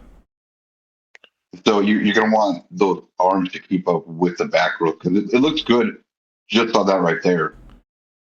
But when everything grows, you want everything to grow with it as well. His genetics are sick. Yeah, 6 set of genetics, and his chest is good too. I don't see that being a major thing. I mean, obviously we can always have bigger chests, but it looks weaker in like the front shots. Double, but like, fuck, man, just take an off season, and this guy is going to be deadly. Absolutely, and he's with I forget who his coach is, but he's with a good coach. It's Tom something. Oh yes, he did put it down. Tom Hayes. Tom Hayes. Yeah. We had talked about it a bit. Yeah, he's got a good coach with him. This is a deadly shot too, right here. When your front relaxed is good like this, man, that is something to be said. When your delts round off like that, cap off, he knows how to pose pretty well too. I'm not seeing any poses here where I think the only one, and we're off season, right? Like it's hard as fuck to hit outside tricep in the off season. This is the only pose where I think he's not like hitting it damn near perfectly. That's it. Yeah, you just tell this guy is beyond his actual experience level. Like it's like he doesn't know how good he is. Yeah. Overall, literally, it's a good place to be. Yeah, just more upper body. That's it. Like the legs are in an awesome spot. I mean, he's a candidate as somebody who definitely know more than once a week, maybe every other week, honestly, on legs, at least for a little while, like maybe a month or two, a couple blocks here and there, just because I have found when you really pull something back, that allows other things to really just jump forward in terms of the volume you can apply to them and then the recoverability. Well, especially legs, because legs is such a.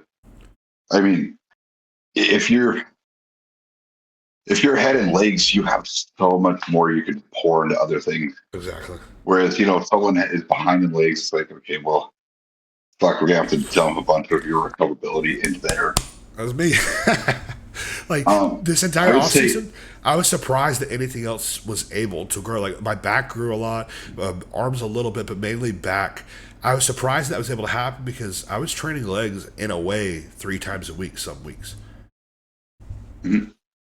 But it still happened.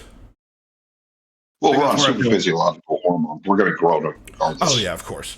But like my back made significant progress. Like my back was already a strong point. It got cemented this offseason. And I was very surprised that happened because I pulled down my volume. I think I cut it. I was doing probably 40 sets a week, 30 sets a week. I'm doing 11 now. I've been doing that for 9 months. I used to do you look really good. You look really good, man. One thing we'll say in the front double, bring those elbows down a little bit.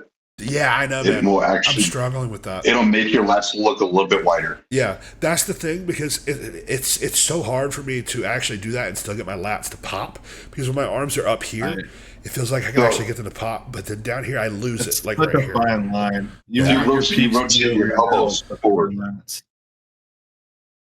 So bring your arms down, rotate your elbows forward, and then it'll help pop them out more. Oh, okay. Yeah, okay, I got you. So less. You gotta have the shoulder mobility. Less external rotation. You're rotating them down. So when you go into it, right? Yeah. Instead of bringing it up like that, bring it down, rotate it towards the judges. Rotate your elbow towards the judges. Okay. It makes your lat pop out there. I got you. Yeah, don't think about pulling the wrist back, but think about trying to pop the elbows forward. I see what you're saying. Yeah. Okay. Yep. I think a lot of the time when guys pose like this, it's because of having a weaker body part. So like we had mentioned lats and triceps. I bet you when he has more lat and tricep, he's able to bring that arm down lower and feel more confident about it. Yeah. He's probably just trying to like hide that like gap that he has here. So he's almost like keeping him up high to like show his strong suit instead of just like going low. But yeah. But it's like when you do it low, it'll actually fill it out more. Yeah. So yeah, that's a pose for me personally that is very inconsistent to hit well. I'll find some weeks where it looks a lot better than others, and that right there is probably one of the keys why. Elbow placement. Another reason why it's really get body work done in the off season. Big time. I've been meaning to get some done for over 4 weeks now, but my therapist keeps getting busy, so not my fault there. Okay. That's a common theme with massage people. Yeah, they're booked constantly. They never run out of work. Oh yeah, I guess I'm lucky. I've thought about like like I remember back in high school, I thought about going into that. It's a very lucrative market, but it's a lot of fucking work. It's hard on your body too. Your hands, it's really hard. Imagine having a crazy carpal tunnel from growth and then trying to do massage work. Impossible. Yeah, no. Nope. Imagine being a surgeon or some shit. Fuck that. No, at that point, you have to change professions. Yeah, you got other people's lives in your hands. You can't be doing 10 hours of growth and having a carpal tunnel. When you're strong like us, though, we're fucking good at giving massages. Yeah, well, good or bad, depending on who you ask. If you ask my wife, bad because I'm trying to kill her with my hands, she feels like. Emma says good. Yeah. I don't know. If I was a surgeon, I don't think I'd bodybuild. I think I'd probably do the lifestyle. I'd be like, fuck this, man. I'm making way too much money. I'm not changing careers. I honestly, though, a lot of those guys that make money like that are kind of miserable because that's all they have, you know? They just have that one thing. Guys, I got to get going. Yeah. I really want to meet you guys. Nice to meet you, Dan. Yep. Thanks for joining us, Dan. I actually said Matt, by the way, Max. Yeah, I'll try to get into another talk with you guys. That'd be great. Yeah, absolutely. All right, I'll see y'all around. Y'all have a good night. Peace. You too. Have a good one.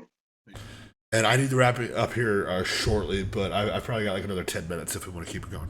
Because I think somebody was about to say something. Was Max about to say something? Not in particular. Or somebody? Anybody? Okay, well, anything we want to end on then? Do you want to knock out another physique critique real quick? Okay, sure. Yeah. Next physique critique that we have for the day is Frenchie Lifts, who's been on the show before. Age 23, height's 5'6", so a shorter gentleman. 194 approaching, and he's actually, this is from a couple of weeks ago, so he's probably a bit heavier now. I think he's like 198. Approaching the 200-pound mark at 5'6" is definitely noteworthy. And his last stage weight was 150 while he was natty. In his current cycle, I don't think we have, but it's like very low, under a gram for sure, a little bit higher on the growth, and I know he's experimented with SLU here and there. So, first thing that I noticed, I've known Andrew for a bit, I think 6 months or so now, and his legs have come up a lot. I do not remember him having this much tissue on his legs before, so good on you for that, Andrew. Just keep doing what you're doing there. And I'll cycle through these. So we just have quarter turns. We don't have actual poses here. Andrew, you need to get us actual poses, sir. Yeah, I've told him that before, man. Yeah, I told him that before. I think that he does his check-ins just quarter turns because I believe he has a fairly busy schedule in the morning. But yeah, so the first thing that jumps out to me is actually, I think chest. Can you show your screen? Oh, yeah. Oh, sorry. Am I not sharing my screen? No, you're not. Oh, fucking A. My bad. Damn, I could have sworn I did that. All right. Oh, good. All right, so here we go. So, okay. Yep. Young gentlemen, quads have come up quite a bit. You can see at all angles here. Glutes are good. I think maybe a little more adductor inside, that'd be it. But that could be a posing thing because they look good here. Yeah, definitely adductor. I think adductors could always come up. Of course, yeah. Just means you can take a wider stance. For sure. I'd say, yeah, definitely chest, arms.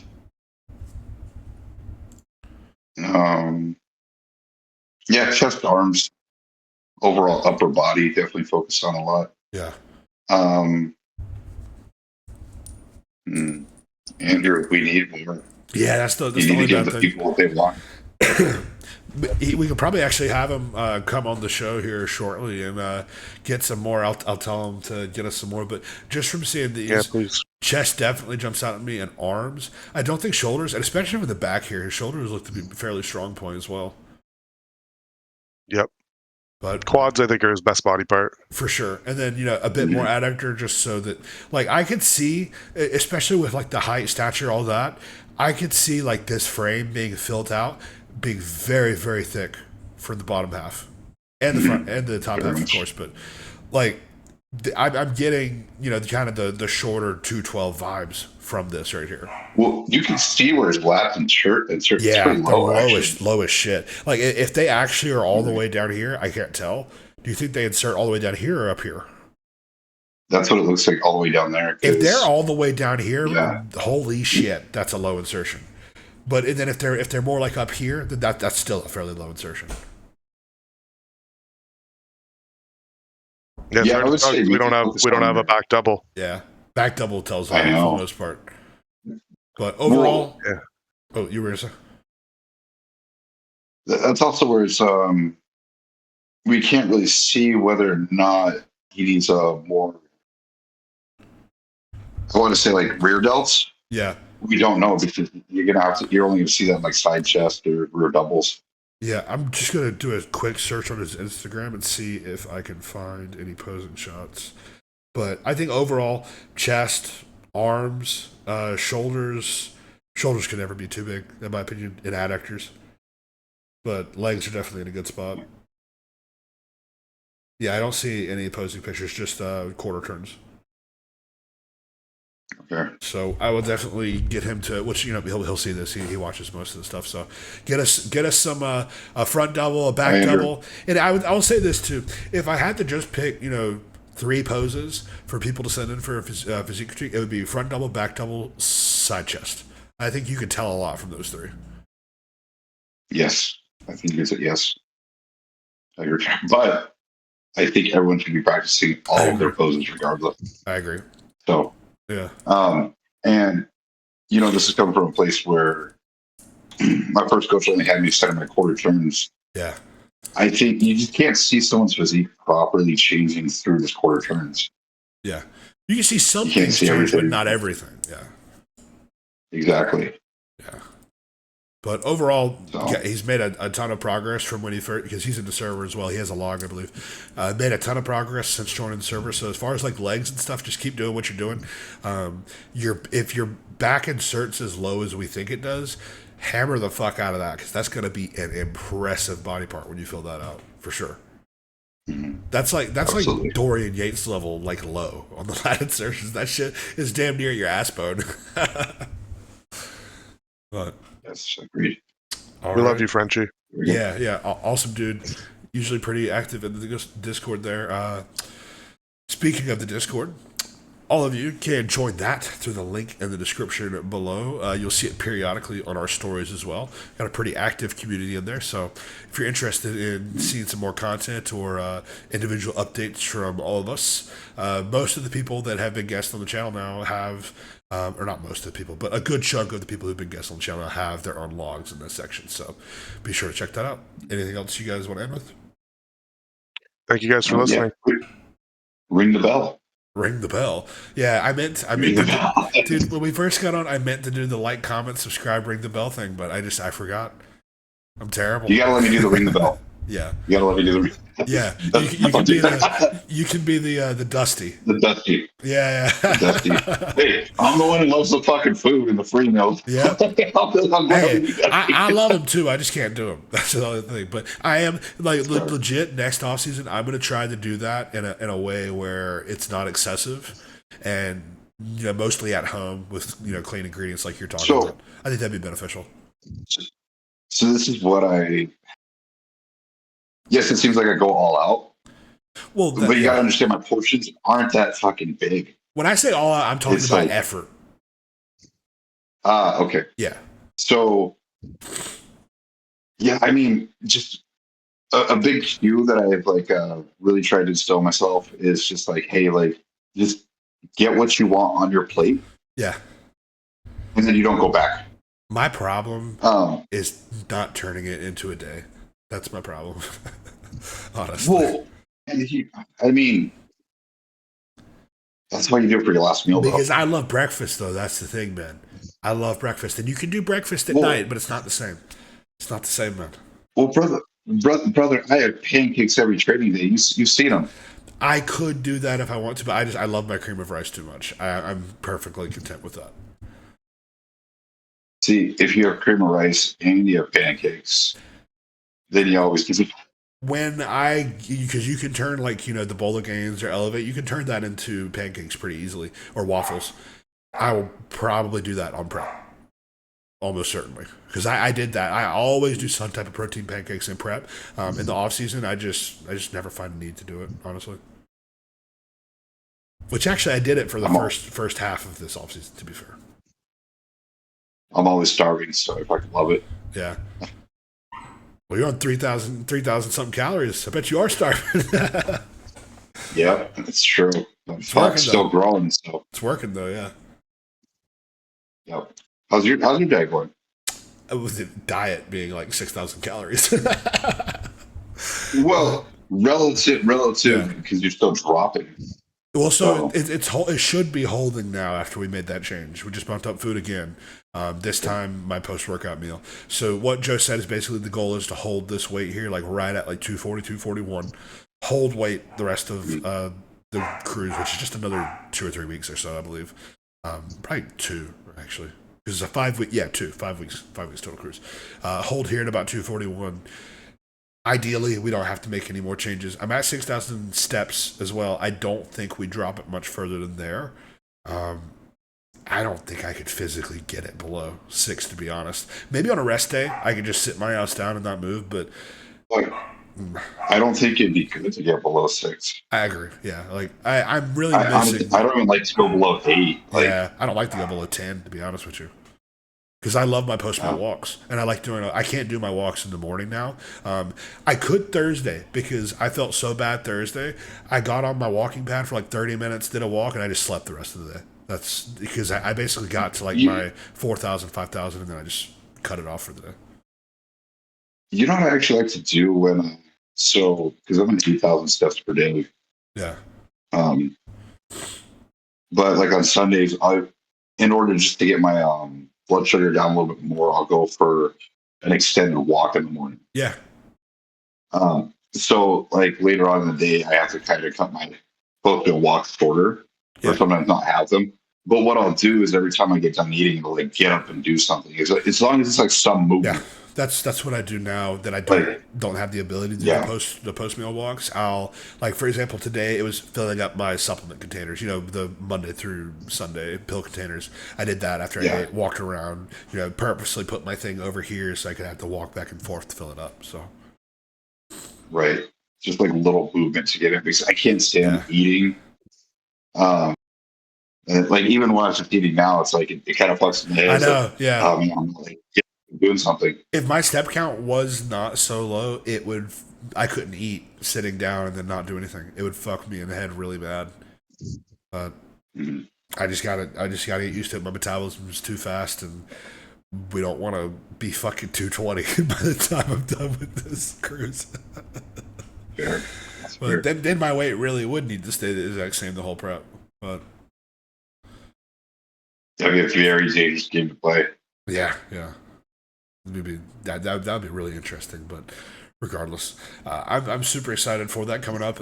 More details will come out on that as we actually get closer to the prep.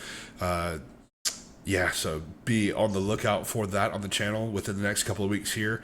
Prep content will be coming, so that's exciting.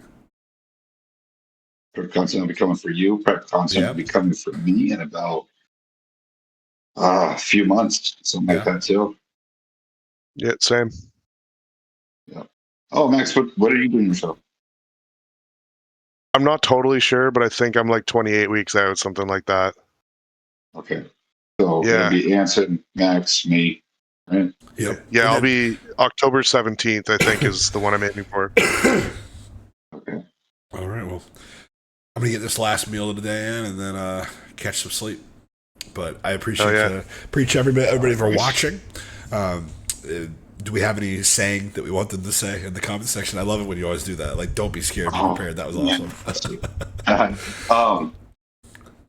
Let's see. Fuck it, we'll just do a simple one. Exfoliate before you go to bed. Don't be a disgrace. Comment exfoliate. Don't be a disgrace. Wash your face. I was going to say, don't be a disgrace. Wash your face. That's a good one. That's a good one. Don't be a disgrace. Wash your face. You have to comment that in YouTube if you made it this far. Yep. All right. Well, I appreciate all you guys dealing with my raspy ass voice too. So this has been another episode of the Iron Podcast. Thank you guys for watching.